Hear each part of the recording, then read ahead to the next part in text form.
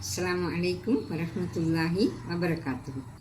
தொழுகையில் நாங்கள் குர்ஆன் ஓதிக்கொண்டிருக்கும் பொழுது சஜதா திலாவாவுக்கான ஆயத்துகள் வரும் பொழுது அந்த இடத்தில் நாங்கள் எவ்வாறு சுஜூது செய்ய வேண்டும் என்பதனை இன்று பார்ப்போம். இது சுன்னா, கட்டாயம் இல்லை.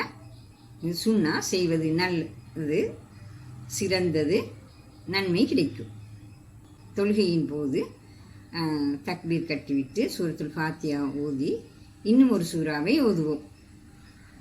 அப்போது அந்த சூரா சஜதா திலாவாவுக்குரிய சூறாவாக இருந்தால் சூறாவில் இடையில் சஜதாவுக்கான ஆயத்து வருகின்றது என்று வைத்துக்கொள்வோம்.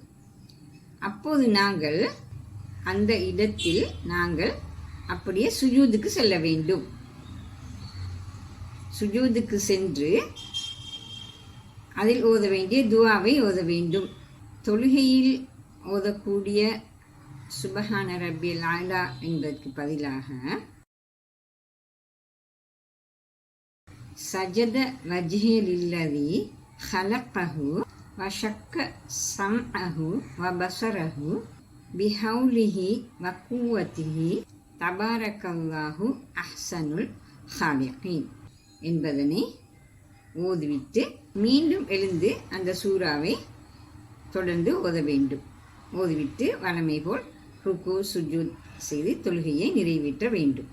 அல்லாமல் நாங்கள் ஓதும் சூறாவில் கடைசியாகத்தான் சஜதாவுடைய ஆயத்து வருகின்றது என்று வைத்துக்கொண்டால் அந்த இடத்தில் நாங்கள் அந்த சூறாவை ஓதி முடியும் பொழுது சஜதாவுடைய ஆயத்து வந்திருக்கும். எனவே அப்படியே நாங்கள் சுஜூதுக்கு செல்ல வேண்டும். சுஜூதுக்கு சென்று அதில் நாங்கள் துஆவை ஓதிவிட்டு சுஜூதிலிருந்து எழுந்து மீண்டும் ருக்குவுக்கு செல்ல வேண்டும்.